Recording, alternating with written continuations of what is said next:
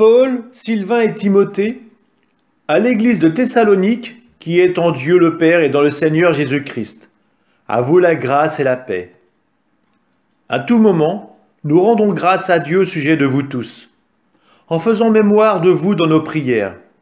Sans cesse, nous nous souvenons que votre foi est active, que votre charité se donne de la peine, que votre espérance tient bon en notre Seigneur Jésus-Christ, en présence de Dieu notre Père. Nous le savons, frères bien-aimés de Dieu, vous avez été choisis par lui. En effet, notre annonce de l'Évangile n'a pas été chez vous simple parole, mais puissance, action de l'Esprit Saint, pleine certitude. Vous savez comment nous nous sommes comportés chez vous pour votre bien. Et vous-même, en fait, vous nous avez imités, nous et le Seigneur, en accueillant la parole au milieu de bien des épreuves, avec la joie de l'Esprit Saint. Ainsi, vous êtes devenus un modèle pour tous les croyants de Macédoine et de Grèce. Et ce n'est pas seulement en Macédoine et en Grèce qu'à partir de chez vous la parole du Seigneur a retenti. Mais la nouvelle de votre foi en Dieu s'est si bien répandue partout que nous n'avons pas besoin d'en parler. En effet, les gens racontent à notre sujet l'accueil que nous avons reçu chez vous. Ils disent comment vous vous êtes convertis à Dieu en vous détournant des idoles, afin de servir le Dieu vivant et véritable, et afin d'attendre des cieux son Fils qu'il a ressuscité d'entre les morts, Jésus, qui nous délivre de la colère qui vient. Frères, vous le savez bien vous-même, notre venue chez vous n'a pas été inutile. Nous venions de souffrir et d'être outragés à Philippe. Comme vous le savez, nous avons cependant trouvé en notre Dieu pleine assurance pour vous annoncer, au prix de grandes luttes, l'Évangile de Dieu.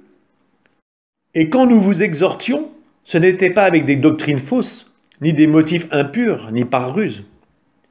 En effet, pour nous confier l'Évangile, Dieu a éprouvé notre valeur, de sorte que nous parlons, non pas pour plaire aux hommes, mais à Dieu, lui qui met nos cœurs à l'épreuve. Jamais nous n'avons eu un mot de flatterie, vous le savez, jamais de motif intéressé, Dieu en est témoin. Jamais nous n'avons recherché la gloire qui vient des hommes, ni auprès de vous, ni auprès d'autres personnes. Alors que nous aurions pu nous imposer en qualité d'apôtres du Christ, au contraire, nous avons été pleins de douceur avec vous, comme une mère qui entoure de soins ses nourrissons. Ayant pour vous une telle affection, nous aurions voulu vous donner non seulement l'Évangile de Dieu, mais jusqu'à notre propre vie, car vous nous étiez devenus très chers. Vous vous rappelez, frères, nos peines, nos fatigues. C'est en travaillant nuit et jour, pour n'être à la charge d'aucun d'entre vous, que nous vous avons annoncé l'Évangile de Dieu. Vous êtes témoins, et Dieu aussi, de notre attitude si sainte, si juste et irréprochable envers vous, les croyants. Et vous savez bien que nous avons été pour chacun de vous comme un père avec ses enfants. Nous vous avons exhorté et encouragé. Nous vous avons supplié d'avoir une conduite digne de Dieu, lui qui vous appelle à son royaume et à sa gloire. Et voici pourquoi nous ne cessons de rendre grâce à Dieu.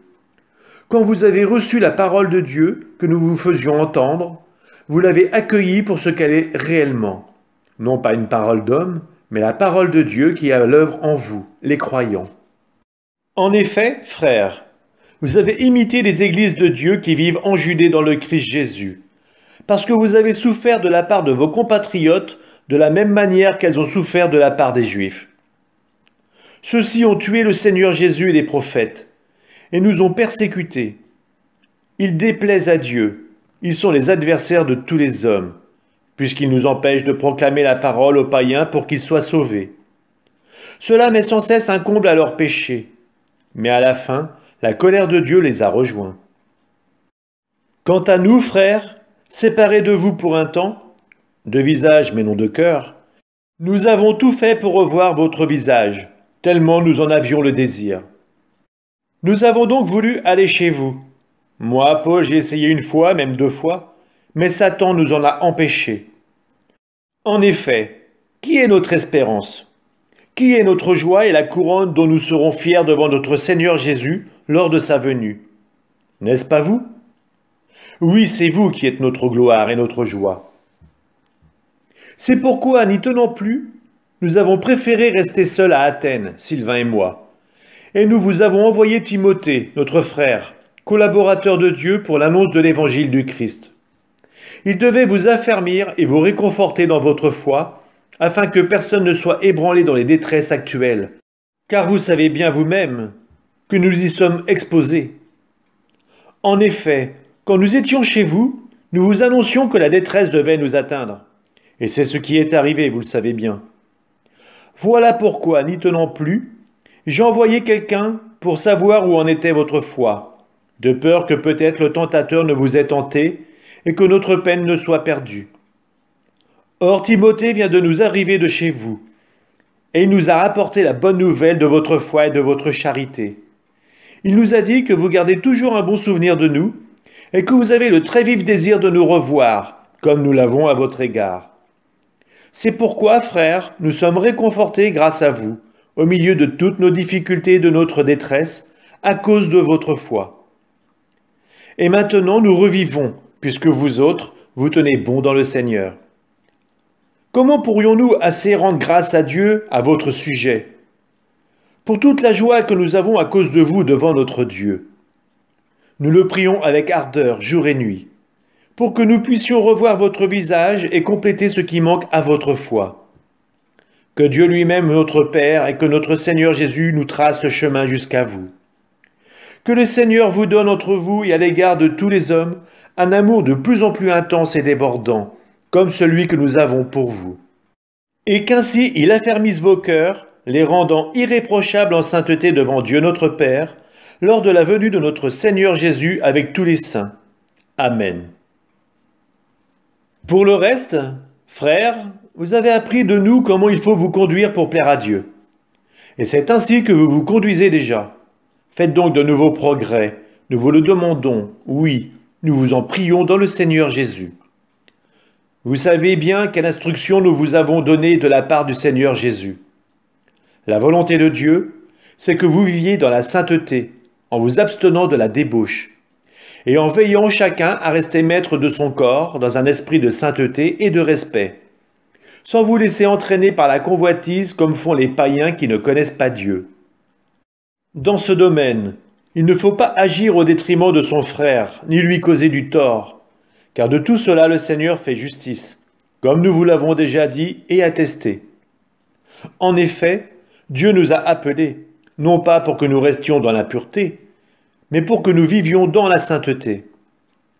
Ainsi donc, celui qui rejette mes instructions, ce n'est pas un homme qui le rejette, c'est Dieu lui-même, lui qui vous donne son Esprit Saint. Pour ce qui est de l'amour fraternel, vous n'avez pas besoin que je vous en parle dans ma lettre, car vous avez appris vous-même de Dieu à vous aimer les uns les autres. Et c'est ce que vous faites envers tous les frères de la province de Macédoine. Frères, nous vous encourageons à progresser encore. Ayez à cœur de vivre calmement, de vous occuper chacun de vos propres affaires et de travailler de vos mains, comme nous vous l'avons ordonné. Ainsi votre conduite méritera le respect des gens du dehors, et vous ne manquerez de rien. Frères, nous ne voulons pas vous laisser dans l'ignorance au sujet de ceux qui se sont endormis dans la mort. Il ne faut pas que vous soyez abattus comme les autres, qui n'ont pas d'espérance. Jésus, nous le croyons, est mort et ressuscité. De même, nous le croyons aussi, ceux qui se sont endormis, Dieu par Jésus les emmènera avec lui. Car sur la parole du Seigneur, nous vous déclarons ceci. Nous les vivants, nous qui sommes encore là pour la venue du Seigneur, nous ne devancerons pas ceux qui se sont endormis. Au signal donné par la voix de l'archange et par la trompette divine, le Seigneur lui-même descendra du ciel, et ceux qui sont morts dans le Christ ressusciteront d'abord. Ensuite, nous les vivants, nous qui sommes encore là, nous serons emportés sur les nuées du ciel, en même temps qu'eux, à la rencontre du Seigneur.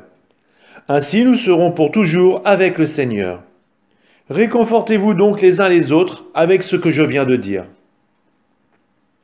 Pour ce qui est des temps et des moments de la venue du Seigneur, vous n'avez pas besoin, frères, que je vous en parle dans ma lettre. Vous savez très bien que le jour du Seigneur vient comme un voleur dans la nuit. Quand les gens diront « quelle paix, quelle tranquillité », c'est alors que tout à coup, la catastrophe s'abattra sur eux. Comme les douleurs sur la femme enceinte, ils ne pourront pas y échapper. Mais vous, frères, Comme vous n'êtes pas dans les ténèbres, ce jour ne vous surprendra pas comme un voleur. En effet, vous êtes tous des fils de la lumière, des fils du jour. Nous n'appartenons pas à la nuit et aux ténèbres. Alors ne restons pas endormis comme les autres, mais soyons vigilants et restons sobres. Les gens qui dorment, c'est la nuit qu'ils dorment. Ceux qui s'enivrent, c'est la nuit qui sont ivres. Mais nous qui sommes du jour, restons sobres. Mettons la cuirasse de la foi et de l'amour et le casque de l'espérance du salut. Car Dieu ne nous a pas destinés à subir la colère, mais à entrer en possession du salut par notre Seigneur Jésus-Christ, mort pour nous, afin de nous faire vivre avec lui, que nous soyons en train de veiller ou de dormir. Ainsi, réconfortez-vous mutuellement, et liez-vous l'un l'autre, comme vous le faites déjà. Nous vous demandons, frères, de reconnaître ceux qui se donnent de la peine parmi vous, ceux qui dans le Seigneur vous dirigent et vous donnent des avertissements. Estimez-les infiniment avec amour en raison de leur travail. Vivez en paix entre vous. Nous vous en prions, frères, avertissez ceux qui vivent de façon désordonnée. Donnez du courage à ceux qui en ont peu. Soutenez les faibles. Soyez patients envers tous. Prenez garde que personne ne rende le mal pour le mal, mais recherchez toujours ce qui est bien, entre vous et avec tous. Soyez toujours dans la joie, priez sans relâche, rendez grâce en toutes circonstances. C'est la volonté de Dieu à votre égard dans le Christ Jésus. N'éteignez pas l'esprit, ne méprisez pas les prophéties, mais discernez la valeur de toute chose. Ce qui est bien, gardez-le. Éloignez-vous de toute espèce de mal.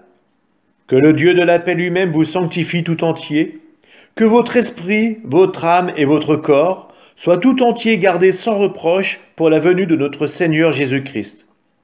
Il est fidèle, celui qui vous appelle. Tout cela, il le fera. Frères, priez aussi pour nous. Saluez tous les frères par un baiser de paix. Je vous en conjure au nom du Seigneur, que cette lettre soit lue à tous les frères. La grâce de notre Seigneur Jésus-Christ soit avec vous.